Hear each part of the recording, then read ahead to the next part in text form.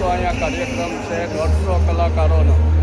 તો આપણને VIP pass મળી ગયેલો છે અને આપણે આવ્યા છીએ. આગળ કાર્યક્રમમાં શું થાય છે તમને દેખાડશું અને બહુ મજા આવે એવો કાર્યક્રમ છે.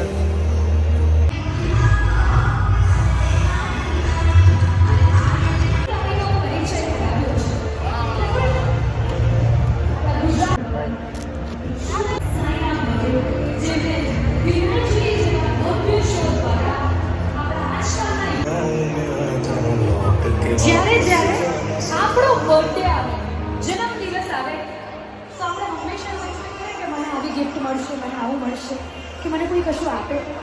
હવે જ્યારે જેમને દેશનો વિકાસ કરવું સપનું છે, દેશ માટે જે વ્યક્તિ મરી પડે છે, સુરતનો મોટામાં મોટો હોલ છે સરસાણા, એ વ્યક્તિનો આપણા દેશના વડાપ્રધાન શ્રી નરેન્દ્ર.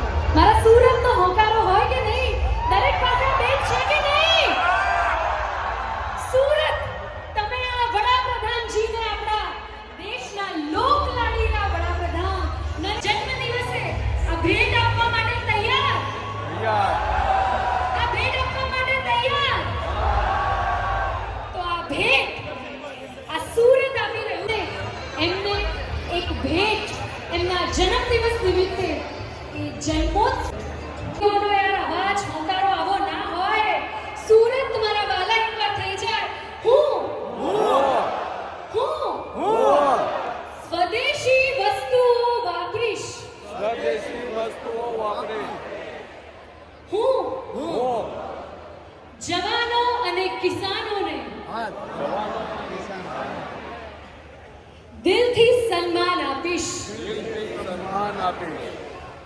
હું અવાજ ધીરો નહીં ચાલે. હું મારી આજુબાજુની જગ્યાઓ સ્વચ્છ મારા વડાપ્રધાન દ્વારા કહેવાયેલી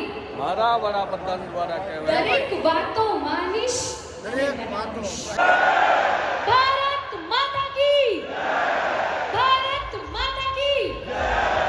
મારું નામ છે આરજે લજ્જા અને નમોત્સવ ગુજરાતનું, આપણા ભારતનું ડ્રોન ડાયમંડ એસોસિએશનનો ખૂબ દિલથી આભાર માનીએ છીએ.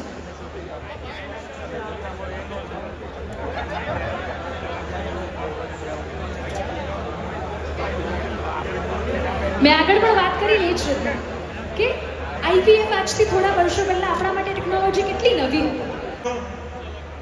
એ સાથે ખૂબ ઉદ્યોગપતિઓ એવો કોઈ રસ્તો નથી કે કોઈ રંગમંચ પર કોઈ કૃતિ રજૂ થાય, કોઈ સર્જન રજૂ થાય એ પહેલા એના દિગ્દર્શક આવે બહાર અને પ્રેક્ષકો સાથે ભાવકો સાથે વાત કરે. પણ અમે આજે વાત કરવા એટલા માટે બોલવાનું જ ના હોય. કળાની કૃતિ તો એવી હોવી જોઈએ જે જાતે જ બોલે અને ના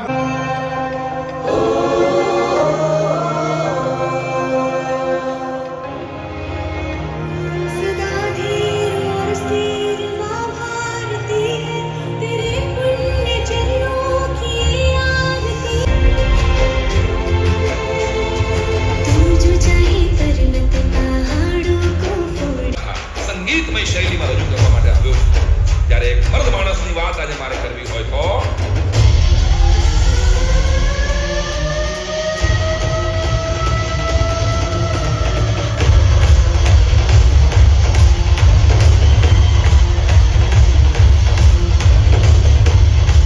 જન્મદિવસની ઉજવણી નિમિત્તે મળ્યા છીએ. ત્યારે આવો એક સરસ મજાના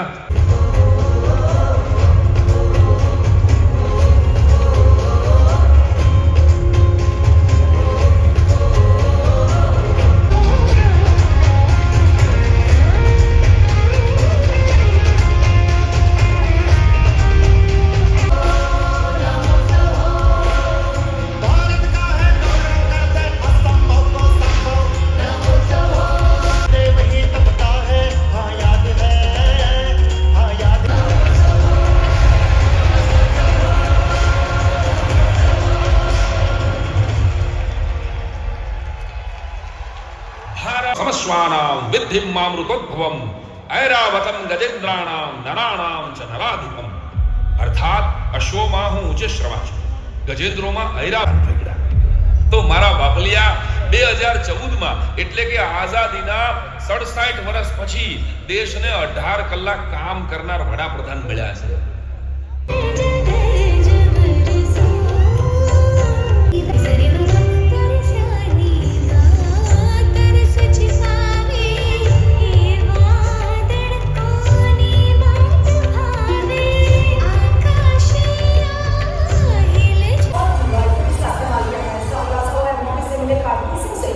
उनकी कल्पना से भी बड़ी सजा मिलेगी. जिस बेरहमी से आतंकवादियों ने हमारे देशवासियों को कायरो की तरफ उसके मारा था, उस बेरहमी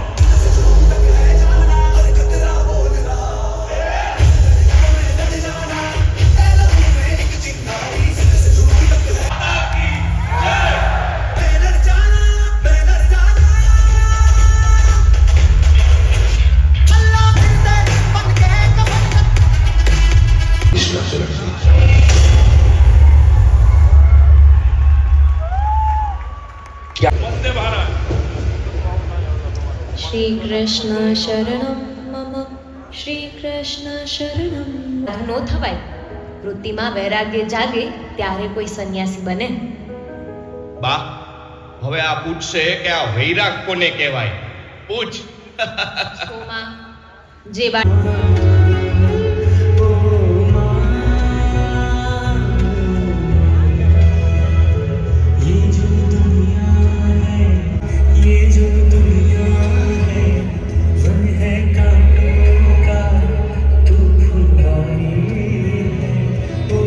દેશની સેવા કરવા ઈચ્છે છે કે સ્વયંનું કલ્યાણ?